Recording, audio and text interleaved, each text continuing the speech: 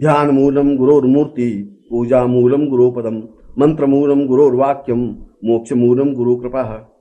मेरे ध्यान का मूल केवल गुरु मूर्ति ही है। मैं जब भी ध्यान करूं, मेरे सामने और किसी देवता का चित्र नहीं आना चाहिए। मैं केवल ध्यान करूं तो केवल गुरु का चित्र ही मेरे आंखों के सामने उपस्थित हो। मैं यदि पूजा करूं तो केवल गुरु के चरणों की ही पूजा करूं। अन्य किसी देवी देवता की मुझे अपने जीवन में आवश्यकता नहीं है। मेरे जीवन का और कोई मंत्र नहीं है। मुझे अन्य किसी प्रकार के मंत्र की साधना करने की इच्छा नहीं है। गुरु का वाक्य ही मेरे लिए मंत्र है और मेरे लिए मोक्ष केवल गुरु की कृपा से ही संभव है। इसीलिए मेरे जीवन में जो कुछ है वे केवल गुरु ही हैं और गुरु के द्वारा ही मैं अपने जीवन की पूर्णता प्राप्त कर सकता हूँ। गुरुरादिरणादिश्च गुरु परम देवतम, गुरु परतरम नास्ति तस्मै श्री गुरुवे नमः। गुरु ही इस विश्व के आदि हैं, गुरु ही इस विश्व के मध्य हैं और गुरु में ही यह विश्व समाया हुआ है। यदि वेद और पुराण को साक्षीभूत मान करके समझा जाए तो यह स्पष्ट है कि गुरु ही परम देवता है, गुरु ही जीवन की पूर्णता है। गुरु से बढ़कर अन्य किसी प्रकार की साधना या सिद्धि, देवता या यक्ष, पितर या सेवक कुछ नहीं हो सकते। इसलिए मैं पूर्णता के साथ भगवान श्री गुरु को प्रणाम करता हूं। सप्त सागर पर्यंत तीर्थ स्नानादिकं फलम, गुरोरंघ्रिपयो बिंदु सहस्रासेन दुर्लभम। सातों सागर तक जितने भी तीर्थ हैं, यदि उन समस्त तीर्थों के स्नान भी किया जाए और उस स्नान से जो कुछ फल प्राप्त हो जाए, यदि गुरु के चरणों की एक बूंद भी प्राप्त हो जाए तो वह उस स्नान करने की अपेक्षा बहुत ज्यादा महत्व रखती है, क्योंकि वह एक बूंद मेरे समस्त पापों का क्षय करने में समर्थ है और उस प्रकार का चरणामृत मेरे जीवन को समस्त रूप से पूर्णता देने में समर्थ है। हरौ रुष्टे गुरुस्त्राता गुरुरुष्टेन कश्चनः, तस्मात् सर्व प्रयत्नेन श्री गुरु शरणं व्रजेत। यदि भगवान विष्णु रुष्ट हो जाते हैं तो गुरु बचा सकते हैं, मगर यदि गुरु रुष्ट हो जाते हैं तो ब्रह्मा में और विष्णु में, महेश में और अन्य देवताओं में क्षमता नहीं है कि उस क्रोध से मुझे बचा सके। यह शास्त्र वचन है। इसीलिए सभी प्रकार के प्रयत्नों से केवल गुरु की शरण में जाकर के ही अभयता प्राप्त करनी चाहिए। गुरुरेव जगत सर्वम ब्रह्म विष्णु शिवात्मकम, गुरो परतरम नास्ति तस्मात् संपूजयेत गुरुम। गुरु ही अपने आप में पूर्ण विश्व है। गुरु ही ब्रह्मा है, गुरु ही विष्णु है और सही अर्थों में देखा जाए तो गुरु ही शिव है।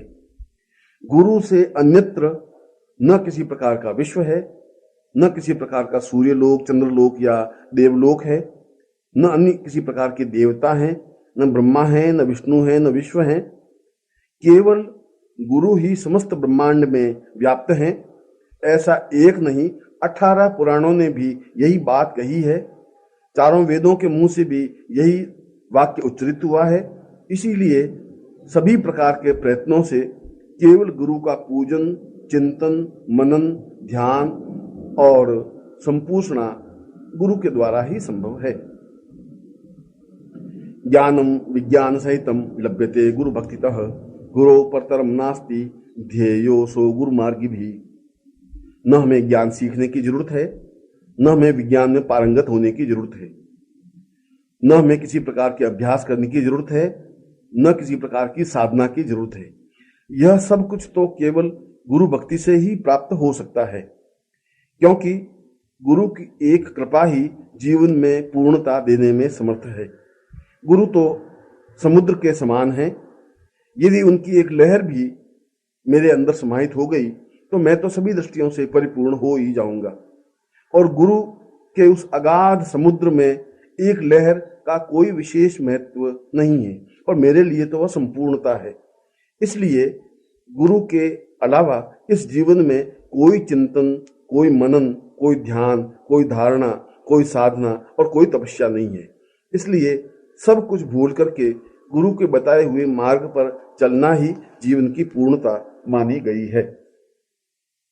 गुरु कृपा प्रसादेन ब्रह्म विष्णु सदाशिवः समर्था प्रभवादौ च केवलम गुरु सेवया।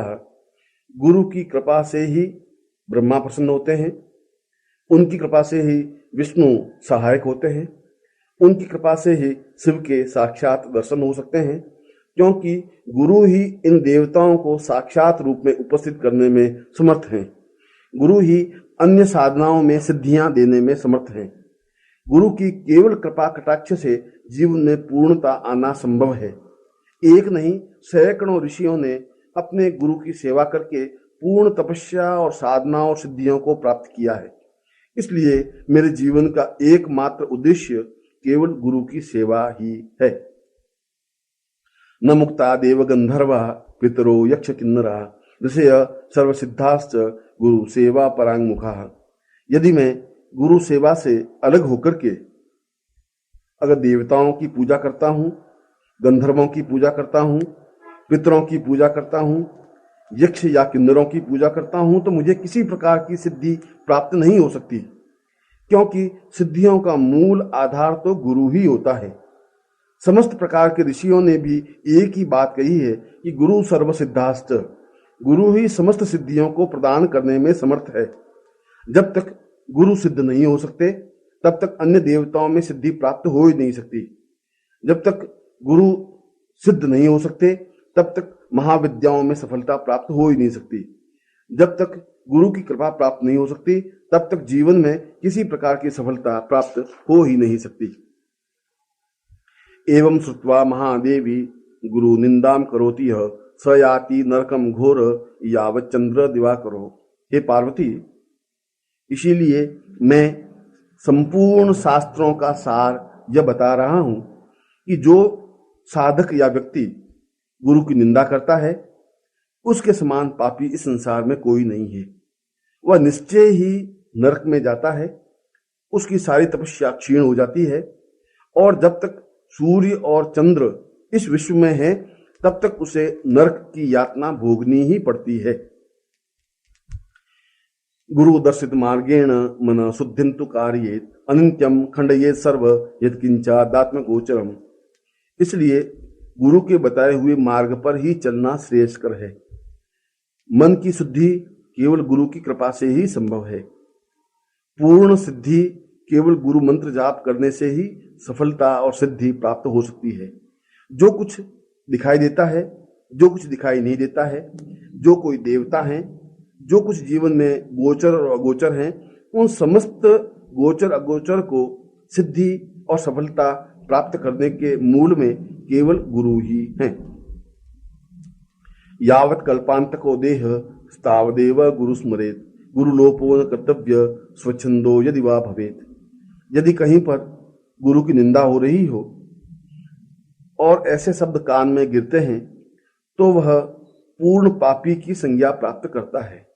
जो मुंह से जाने अनजाने भी गुरु की निंदा करता है उसके समान इस संसार में कोई अधर्मी और पापी नहीं हो सकता। जो गुरु को भूल जाता है वह एक प्रकार से अपने जीवन को अंधकार में धकेल देता है। इसीलिए समस्त प्रकार से प्रयत्न करके गुरु के चरणों में रहने और गुरु की आज्ञा का पालन करने में ही जीवन की पूर्णता और श्रेष्ठता है। मंत्र राज मिदम देवी गुरु ऋतक्षरद्वयम स्मृति वेदार्थ वाक्येन गुरु साक्षात परम पदम। हे देवी पार्वती, केवल ये दो अक्षर ही समस्त संसार को चलाने वाले हैं, जिसको गुरु कहा गया है, क्योंकि ये दोनों अक्षर समस्त प्रकार के अंधकार को समाप्त करने में समर्थ हैं। क्योंकि ये दो अक्षर जीवन की पूर्णता देने में समर्थ हैं। ये केवल दो अक्षर ही नहीं है, देखा जाए तो ये मंत्रों के भी महामंत्र और मंत्र राज हैं। स्मृति, वेद, वाक्य और पुराण एक ही बात को बार बार कहते हैं कि गुरु के अलावा जीवन में न कोई मंत्र है, न कोई तंत्र है, न कोई योग है, न कोई दर्शन है, न कोई व्याख्या है, न कोई मीमांसा है। जो कुछ है वह अपने आप में गुरु मंत्र ही है। इसलिए पार्वती, तुम सबको छोड़ करके गुरु मंत्र का ही जप करो। न गुरोरधिकम न गुरोरधिकम न गुरोरधिकम न गुरोरधिकम। शिव शासनतः शिव शासनतः शिव शासनतः शिव शासनतः। गुरु से अधिक कुछ नहीं हो सकता, गुरु से अधिक कुछ है ही नहीं। गुरु से अधिक कोई ज्ञान या वैराग्य नहीं है, गुरु से अधिक कोई सौभाग्य और संपदा नहीं है। इसलिए तुम अगर जीवन में कल्याण चाहती हो तो गुरु आज्ञा ही आवश्यक है। यदि जीवन में तुम पूर्णता चाहती हो तो गुरु की सेवा करना ही सफलता है। यदि तुम जीवन में इष्ट के दर्शन करना चाहती हो तो केवल गुरु की आराधना ही आवश्यक है। और यदि तुम मुझे प्रिय होना चाहती हो तो एक ही उपाय है कि तुम गुरु की साधना करो। प्रातः शीर्षि शुक्लाब्जे द्विनेत्रम द्विभुजम गुरुम वराभयुतम शांतम स्मरेतम नाम पूर्वकम। प्रातः उठ करके स्नान करके जो अपने गुरु को स्मरण करता है, यदि उसका सौभाग्य है और गुरु साक्षात रूप में उसके सामने उपस्थित है तो वह उसके चरणों को स्पर्श करता है। यदि गुरु सदेह सामने उपस्थित नहीं हो तो उनके सामने भक्ति भाव से दंडवत प्रणाम करता है। वह समस्त प्रकार के भय से दूर हो जाता है, उसे किसी प्रकार का कोई तनाव नहीं रहता, उसके जीवन में किसी प्रकार का कोई दुख नहीं रहता। और जो नित्य गुरु मंत्र की एक माला मंत्र जप करता है उसे जीवन में सभी प्रकार से पूर्णता प्राप्त होती ही है। आनंदमानंद करम प्रसन्नम ज्ञान स्वरूपम निज बोध युक्तम योगींद्र मीडियम भवरोग वैद्यम श्रीमद गुरुम नित्यमहम नमामि। जो नित्य आनंद देने वाले हैं, जो मुझे जीवन में तनाव रहित करके जीवन की पूर्णता देने वाले हैं, जो मेरे जीवन में ज्ञान का प्रकाश प्रकाशित करने वाले हैं, जो मुझे साधनाओं में सफलता देने में समर्थ हैं, जो मुझे योगी के समकक्ष ले जाने में समर्थ हैं, जो इस मानव देह को देह और देह ही नहीं देवता बनाने में समर्थ है, जो मेरे समस्त प्रकार के रोग हैं उनको दूर करने में समर्थ हैं, ऐसे गुरु को मैं नित्य भक्ति भाव से प्रणाम करता हूं। नित्यम ब्रह्म निराकारम निर्गुणम बोधयेत परम सर्व ब्रह्म निराभासम दीपो दीपांतरम यथा। जिस प्रकार से एक दीपक से दूसरे दीपक को जलाया जा सकता है, उसी प्रकार से केवल गुरु के पास बैठे रहने से ही अपने हृदय में दीपक का प्रकाश प्रारंभ हो जाता है, जिसको ज्ञान का प्रकाश कहा जाता है, जिसको ब्रह्म का प्रकाश कहा जाता है। उससे मन की समस्त प्रकार की चिंताएं दूर हो जाती हैं, मन के समस्त प्रकार के भ्रम समाप्त हो जाते हैं, समस्त प्रकार के जीवन की न्यूनताएं समाप्त हो जाती हैं और नेत्रों में ब्रह्म और गुरु के अलावा और किसी प्रकार का बोध नहीं रहता। इसलिए गुरु ही ब्रह्म है और गुरु सर्वत्र ब्रह्ममय है। गुरु कृपा प्रसादेन आत्मा रामम निरीक्षेत अनेन गुरु मार्गेण स्वात्मज्ञानम प्रवर्तते है। गुरु की कृपा से ही समस्त सिद्धियों में पूर्णता प्राप्त होती है, यह वेदों ने बार बार कहा है। आत्मा में प्रकाश केवल गुरु के द्वारा ही संभव है, यह समस्त उपनिषदों में बार बार कहा गया है। जीवन की पूर्णता गुरु के बताए हुए मार्ग पर चलने से ही है, यह समस्त शास्त्रों में बार बार कहा गया है। और अपने जीवन के धर्म अर्थ काम और मोक्ष की पूर्णता केवल गुरु को अपने हृदय में स्थापित करने से ही संभव है, यह समस्त शास्त्रों का निचोड़ है। वंदे हम सच्चिदानंदम भेदातीतम सदा गुरुम नित्यम पूर्णम निराकारम निर्गुणम स्वात्म संस्थितम। गुरु सगुण भी हैं, गुरु निर्गुण भी है। गुरु दिखाई भी देते हैं, गुरु दिखाई नहीं भी देते हैं। वे प्रत्यक्ष भी उपस्थित होते हैं, वे अप्रत्यक्ष भी रहते हैं। इसलिए उनमें किसी प्रकार का भेद करना संभव नहीं है, क्योंकि वे सत चित और आनंद की मूर्ति हैं, वे वंदनीय हैं। उनमें भेद करने से ही जीवन में न्यूनता आती है। यदि देवता और गुरु में भेद किया जाता है, उससे बड़ा अधर्म कुछ नहीं होता। जो इष्ट और गुरु में भेद करता है वह पतन के रास्ते पर गतिशील होता है। इसलिए साधक को नित्य गुरु देवता और मंत्र को एक रस मान करके ही उनके सगुण और निर्गुण किसी भी प्रकार के स्वरूप को ध्यान में रखना चाहिए। और जो सौभाग्यशाली हैं जो गुरु के चरणों में उपस्थित हैं, जिनके ध्यान में और जिनको गुरु के चरणों की उपस्थिति का भान है, जिनके तपस्या के बल से गुरु सशरीर उसके सामने उपस्थित हैं, उसकी तुलना तो देवताओं से भी नहीं की जा सकती, क्योंकि वह देवताओं से भी बढ़कर माना गया है। परात् परतरम ध्येयम नित्यमानंद कारकम हृदयाकाश मध्यस्थम शुद्ध स्फटिक सन्निभम। इसलिए गुरुदेव, आप मेरे हृदय रूपी कमल में विराजमान हो, जिससे कि मैं नित्य आनंद प्राप्त कर सकूं, जिससे कि मैं पूर्ण समाधि में जा सकूं, जिससे कि मैं ध्यान कर सकूं, जिससे कि मेरे मन के सारे संदेह दूर हो सकें, जिससे कि मेरा हृदय स्वच्छ हो सके, जिससे कि मैं ब्रह्म से साक्षात्कार कर सकूं, जिससे कि मैं इस जीवन में ही पूर्णता प्राप्त कर सकूं। इसीलिए आप मेरे हृदय में स्थापित हों। यथा गंध स्वभावेन कर्पूर कुसुमादिषु शीतोष्णादि स्वभावेन तथा ब्रह्म च शाश्वतम। जिस प्रकार से सुगंध से संपूर्ण वातावरण सुगंधित हो जाता है, उसी प्रकार से गुरु सामने होने पर समस्त शरीर और मन सुगंधित हो जाता है। ऐसा लगता है कि जैसे वह गुलाब के पुष्पों का एक समूह हो। ऐसा लगता है कि वह स्वयं देवता बन गया हो। ऐसा लगता है कि वह जीवन में समस्त रूप से ऊपर उठ गया हो। ऐसा लगता है कि उसके हृदय में ब्रह्म कमल खिल गया हो। ऐसा शिष्य ही पूर्ण रूप से गुरु के चरणों में समर्पित हो सकता है। गुरु ध्यान तथा कृत्वा स्वयं ब्रह्ममयो भवेत् पिंडे पदे तथा रूपे मुक्तो सो नात्र संशय। जो निरंतर गुरु का ध्यान करता है, वह शिष्य निश्चय ही ब्रह्ममय बनता ही है। इसमें किसी प्रकार का संदेह नहीं है।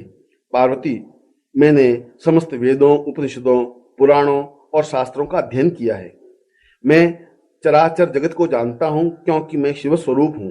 इसलिए मैं यह कहने में समर्थ हूं कि गुरु ध्यान से बढ़कर और कोई ध्यान नहीं है। गुरु को हृदय में स्थापन करने से बढ़कर कोई ध्यान और चिंतन नहीं है। गुरु की सेवा करने की अपेक्षा और दूसरी कोई सेवा जीवन में पुण्यदायक हो ही नहीं सकती। इसलिए सब देवताओं का ध्यान छोड़ करके, समस्त प्रकार की साधना और उपासनाओं को छोड़ करके, समस्त प्रकार के क्रियाकलाप को छोड़ करके पूर्ण रूप से अपने आप को गुरु चरणों में निमग्न कर देना ही जीवन की पूर्णता और श्रेष्ठता है। गुरु गीतात्मकम देवी शुद्ध तत्वम मयोदितम भव व्याधि विनाशार्थ स्वयमेव जपे सदा। यह गुरु गीता सही रूप में शुद्ध तत्व है, समस्त शास्त्रों का सार है। यह जीवन की पूर्णता है। यदि गुरु उपस्थित न हो और केवल इस गुरु गीता का नित्य श्रवण करता है या इस गुरु गीता का उच्चारण करता है, वह समस्त प्रकार के सांसारिक व्याधियों से मुक्त हो जाता है। समस्त प्रकार की समस्याएं अपने आप ही समाप्त हो जाती हैं। गुरु मंत्र का जाप करने से किसी प्रकार की न्यूनता जीवन में रह ही नहीं सकती। गुरु गीताक्षरे कम तु मंत्रराजम्यम जपेत अन्ये च विविधा मंत्रा कला नारहन्ति षोडशीम। चाहे संसार में सैकड़ों मंत्र हों, चाहे संसार में सैकड़ों साधनाएं हों, चाहे संसार में सैकड़ों विधि विधान हों, मगर वे सब गुरु मंत्र के आगे तुच्छ और व्यर्थ हैं। इसलिए गुरु गीता का प्रत्येक अक्षर अपने आप में मंत्र है, और जो अपने जीवन में नित्य गुरु के दिए हुए मंत्र का स्मरण करता है, वह जीवन में पूर्णता प्राप्त करता ही है। और यदि यह भी ज्ञात न हो और गुरु के नाम का ही नित्य उच्चारण करता रहता है, उसके समान तो देवता ही नहीं हो सकते। चलते फिरते उठते बैठते यदि केवल गुरु नाम का जप करता है, वह वास्तव में ही जीवन में पूर्णता प्राप्त कर सकता है। अनंत फलमाप्नोति गुरु गीता जपेन तु सर्व पाप प्रशमनम सर्व दारिद्र्य नाशनम। जो इस गुरु गीता का जप करता है, इस गुरु गीता का श्रवण करता है, इस गुरु गीता का उच्चारण करता है, वह समस्त प्रकार के फलों को प्राप्त करने में समर्थ होता है। उसे अनंत पुण्य प्राप्त होते हैं। उसके समस्त प्रकार के पाप समाप्त हो जाते हैं और समस्त प्रकार की दरिद्रता दूर हो जाती है। काल मृत्यु भयहरम सर्व संकट नाशनम यक्ष राक्षस भूतानाम चोर व्याघ्र भयापहम। चोर, शेर, जंगली जानवर, यक्ष, राक्षस, भूत आदि सभी केवल गुरु मंत्र का स्मरण करते ही भाग जाते हैं, क्योंकि वह मंत्र ही नहीं मंत्र राज है। यदि केवल गुरु के नाम का उच्चारण करता रहे तो मृत्यु उसके सामने उपस्थित नहीं हो सकती, काल उसका कुछ भी अहित नहीं कर सकता, संकट उसके जीवन में आ ही नहीं सकते, उसे जीवन में सभी दृष्टियों से पूर्णता प्राप्त होती ही है। महाव्याधि हरम सर्व विभूति सिद्धिदम भवेत अथवा मोहनम वश्यम स्वयमेव जपे सदा। यदि केवल गुरु के मंत्र का जप करता है या गुरु के नाम का जप करता है, वह पूर्ण रूप से सिद्धि प्राप्त करने में समर्थ होता है। किसी भी प्रकार की व्याधि या रोग हो, वह निश्चय ही दूर हो जाती है। यदि जल को लेकर गुरु मंत्र का जप करके वह जल पीता है तो निश्चय ही उसकी बीमारी दूर होती ही है। वस्त्रासने च दारिद्र्यम पाषाणे रोग संभव मेदिन्याम दुखमाप्नोति काष्ठे भवति निष्फलम। जीवन में अन्य किसी प्रकार का प्रयत्न, चाहे पत्थर के आसन पर बैठकर साधना की जाए, चाहे वस्त्र के आसन पर बैठ के साधना की जाए, चाहे लकड़ी पर बैठकर साधना की जाए, वह सब निष्फल है।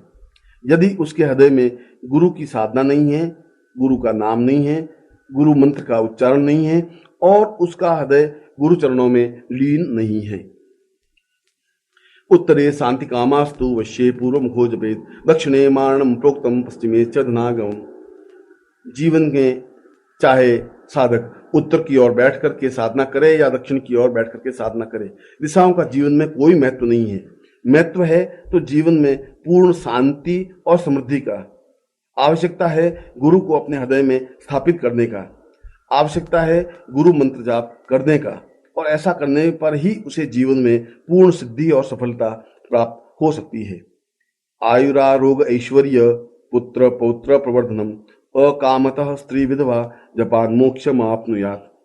जो गुरु मंत्र जाप करता है उसकी आयु वृद्धि होती है, उसे आरोग्य प्राप्ति होती है, उसे ऐश्वर्य प्राप्ति होती है, उसे पुत्र पौत्र का लाभ मिलता है और ऐसी स्त्री अपने जीवन में कभी विधवा नहीं होती। मृत्यु के बाद ऐसे साधक को निश्चय ही मोक्ष प्राप्त होता है। असिद्धम साधयेत कार्यम नवग्रह भयापहम दुष्स्वप्न नाशनम चैव सुस्वप्न फलदायकम। चाहे जीवन में असिद्धि प्राप्त हो, चाहे जीवन में न्यूनता हो, चाहे किसी कार्य में सफलता प्राप्त नहीं हो, चाहे सभी प्रकार के ग्रह उसके विपरीत हों, मगर यदि वह एक बार भी गुरु मंत्र का जाप कर लेता है तो उसे निश्चय ही ये सभी सफलताएं प्राप्त हो जाती हैं। जिस प्रकार से स्वप्न समाप्त होने पर जीवन में प्रसन्नता प्राप्त होती है, उसी प्रकार से गुरु मंत्र जाप करने पर उसे जीवन में पूर्णता और सफलता प्राप्त होती ही है। कामितस्य कामधेनु कल्पना कल्पपादपः चिंतामणि चिंतितस्य सर्वमंगल कारकम। इसीलिए हे पार्वती, गुरु मंत्र कामधेनु के समान है जो समस्त कामनाओं की पूर्ति करने में समर्थ है। वह कल्पवृक्ष के समान है जो मन में जो भी इच्छा की जाए उस इच्छाओं की पूर्ति करने में समर्थ है। वह चिंतामणि के समान है जिससे और उस गुरु मंत्र को जप करने से समस्त प्रकार की सफलताएं प्राप्त होती हैं, क्योंकि गुरु मंत्र ही समस्त प्रकार से मंगलदायक है। मोक्ष हेतु जपे नित्यम मोक्ष श्री मवाप्नुयात् भोग कामो जपेद्यो वै तस्य काम फलप्रदम। यदि साधक भोग की इच्छा करता है तो उसकी भोग की इच्छा पूर्ति होती है। यदि वह काम की इच्छा करता है तो काम प्राप्ति संभव होती है। यदि वह मोक्ष की इच्छा करता है तो मोक्ष प्राप्ति प्राप्त होती है। उसके जीवन की जो भी इच्छाएं होती हैं वे समस्त इच्छाएं केवल गुरु मंत्र जाप करने से पूर्ण होती ही है। संसार मरनाशार्थ भवपाश निवृत्तये गुरु गीतांभसी स्नानम तत्वज्ञ कुरुते सदा। संसार के अज्ञान और दुख को दूर करने के लिए इस गुरु गीता की रचना की गई है। संसार के बंधनों से मुक्ति प्राप्त करने के लिए इस गुरु गीता की उपासना की गई है। इसलिए हे पार्वती, जो साधक नित्य एक बार गुरु गीता का श्रवण चिंतन या पाठ करता है उसे जीवन में किसी प्रकार की कोई कमी या न्यूनता नहीं रहती।